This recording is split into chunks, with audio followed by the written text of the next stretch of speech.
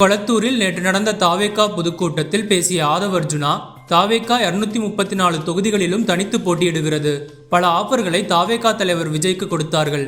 ஆனால் அனைத்து ஆஃபர்களையும் விஜய் நிராகரித்து விட்டார். 90 தொகுதிகள் தருவதாக பேரம் பேசினார்கள். ஆளும் 2.5 ஆண்டுகள் முதல்வராக இருக்கலாம் என பேரம் பேசினார்கள். பதவிக்காக டெல்லிக்கு அடிபணிய மாட்டோம் என்று தெரிவித்தார்.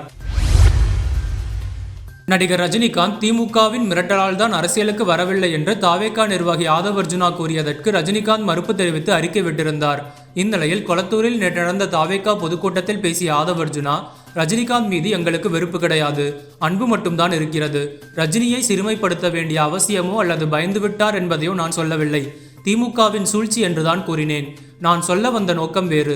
நான் பேசியது உங்களுக்கு வருத்தத்தை கொடுத்திருந்தால் அதற்காக எனது வருத்தத்தையும் மன்னிப்பையும் பகிரங்கமாக கேட்டுக்கொள்கிறேன் என்று தெரிவித்தார். ஏப்ரல் 1ஆம் தேதி முதல் முட்டையில் அதன் உற்பத்தி மற்றும் காலாவதி தேதி அச்சிடப்படுவதை கட்டாயமாக்கி உத்தரப்பிரதேச அரசு உத்தரவிட்டுள்ளது. அப்படி இந்த விதிமுறை பின்பற்றப்படவில்லை என்றால் முட்டைகள் அளிக்கப்படும் என்றும் அல்லது அவை சாப்பிடுவதற்கு உகந்ததல்ல என அறிவிக்கப்படும் என்றும் தெரிவிக்கப்பட்டுள்ளது. ஆப்கானிஸ்தான் தலைநகர் காபூலில் உள்ள மருத்துவமனை மீது பாகிஸ்தான் ராணுவம் வான்வழி தாக்குதல் நடத்தியது. இந்த தாக்குதலில் சுமார் 400 பேர் கொல்லப்பட்டனர். 200க்கும் மேற்பட்டோர் காயமடைந்தனர். இந்நிலையில் பாகிஸ்தான் நடத்திய தாக்குதலுக்கு இந்திய அரசு தனது கடும் கண்டனத்தை தெரிவித்துள்ளது. ஈரானுடனான போர் தணிந்ததும் கியூபா பக்கம் திரும்பவிருப்பதாக ட்ரம்ப் தெரிவித்துள்ளார். இந்நிலையில் கியூபாவை கைப்பற்றுவேன் என்ற ட்ரம்பின் எச்சரிக்கைக்கு ரஷ்யா கண்டனம் தெரிவித்துள்ளது.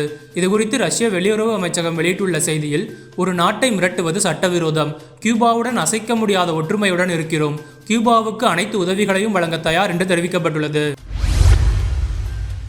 UAE நாட்டில் உள்ள ஆஸ்திரேலியாவின் மத்திய கிழக்கு இராணுவ தலைமையகம் அருகே ஈரான் திடீர் தாக்குதல் நடத்தியுள்ளதாக ஆஸ்திரேலிய பிரதமர் ஆண்டனி அல்பனீஸ் தெரிவித்துள்ளார். இருப்பினும் ஈரானின் ஏவுகணை தாக்குதலில் யாருக்கும் காயம் ஏற்படவில்லை என்று ஆண்டனி அல்பனீஸ் கூறியுள்ளார். ஈரானுடனான போர் காரணமாக அதிபர் டொனால்ட் ட்ரம்ப் மற்றும் தேசிய உளவுத்துறை இயக்குனர் ஆகிய இருவருக்கும் பயங்கரவாத அச்சுறுத்தல்கள் குறித்த ஆலோசனை வழங்கி வந்த அமெரிக்க தேசிய பயங்கரவாத எதிர்ப்பு மையத்தின் இயக்குனர் ஜோ கென் பதவி விலகியுள்ளார். நடைபெற்று வரும் போரை தனது மனசாட்சிக்கு விரோதமாக ஆதரிக்க முடியாது என தனது ராஜினாமா கடிதத்தில் குறிப்பிட்டுள்ளார்.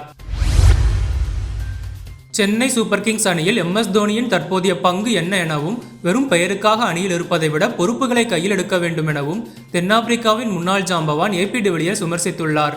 இதுகுறித்து பேசிய அவர், தோனி 8 அல்லது 9வது வீரராக களமிறங்கி விளையாடுவதில் தனக்கு துளியும் உடன்பாடு இல்லை.